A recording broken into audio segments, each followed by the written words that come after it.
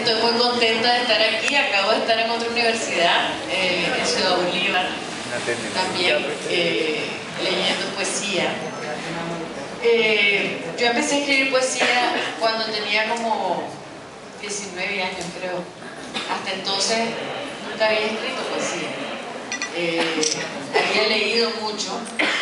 Tenía una mamá muy lectora que le encantaba el teatro.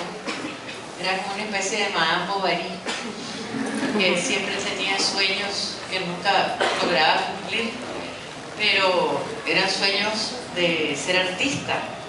Entonces ella inició una compañía de teatro en Nicaragua, en Managua, y ponía obras de teatro y tenía mi casa llena de libros de dramaturgia. Tenía desde Lope de Vega, Argel Porcela, de todo. Así que yo leía mucho. Y además me dio hepatitis cuando tenía 9 años y pasé en cama 2 meses comiendo confites y leyendo, alegrísimo, la mejor enfermedad que le puede dar a uno. Y después realmente cuando empecé a tener una noción más clara de mi vida y me casé muy jovencita, recién cumplido los 18 años, pero me aburrí enormemente. Entonces llegó un momento en que yo decía, esto es todo lo que va a ser la vida. Y yo estaba consciente de que Nicaragua vivía una situación muy dura, ¿no? Yo había tenido una vida bastante cómoda, realmente mi familia estaba en una familia acomodada, pero era una familia opositora. Yo había visto desde niña las cosas terribles que pasaban en Nicaragua. Y me acuerdo, por ejemplo, a los 6 años, caminando cerca de mi casa, una gran mancha de sangre, porque habían matado a un muchacho jovencito ahí por mi casa. Y ese fue como el primer recuerdo así intenso que tengo de saber. Y yo lo veía jugar béisbol a ese muchacho ahí en las cuadras de mi casa. Y después me dijeron, mataron a Silvio, y la guardia lo mató frente a su casa, ¿no?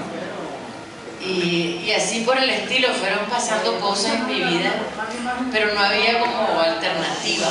Entonces la alternativa que yo intuía y que se oía de vez en cuando era la alternativa de la lucha armada y de los guerrilleros. Pero claro, a mí me daba mucho miedo todo eso. Pero a partir de que me entré a trabajar en un lugar y me relacioné con poetas y pintores, entonces empecé a descubrir que yo podía hacer algo por mi país y a perder el miedo. Y ese perder el miedo me hizo un efecto bien interesante, porque al perder el miedo también tuve una conciencia de mí misma como mujer, como mujer que podía participar en la lucha de mi país, y eso me dio un gran sentido de poder, no solamente un poder como ciudadana, sino también como mujer. Y ahí, en ese momento, empecé a tener la sensación de que se me formaban palabras en la cabeza y yo no les quería escribir porque era como, me sentía como que era faltarle a la autenticidad de lo que estaba sintiendo.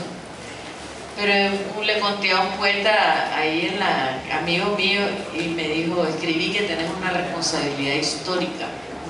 Dice que me lo dijo bromeando, pero yo me le creí.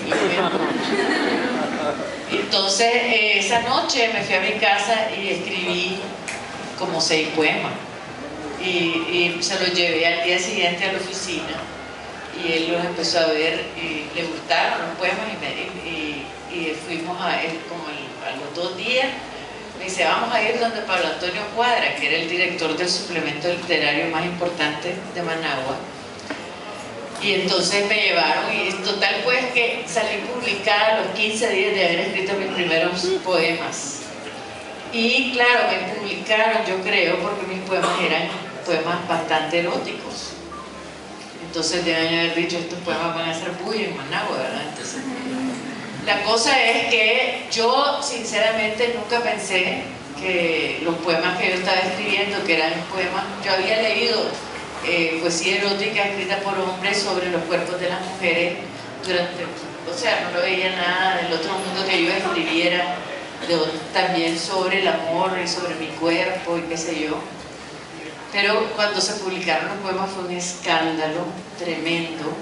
Yo llegué, me acuerdo, a la casa de mi familia. El suplemento literario salía los sábados y el domingo siempre almorzábamos en familia.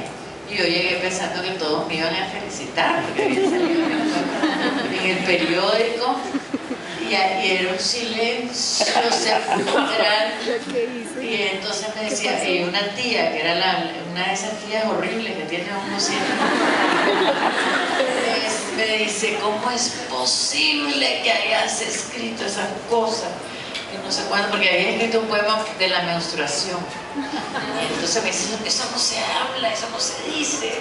Bueno, total que ahí, en la reacción que hubo, yo me di cuenta que había tocado una parte subversiva y me dio mucha rabia.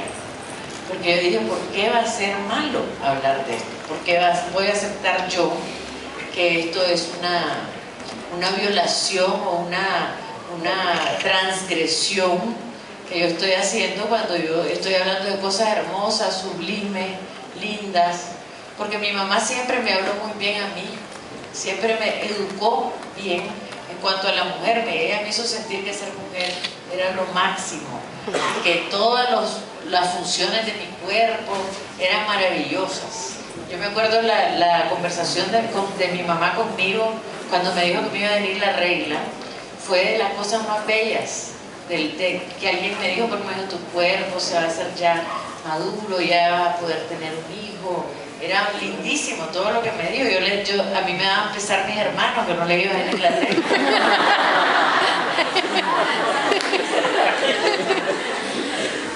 Entonces, realmente esa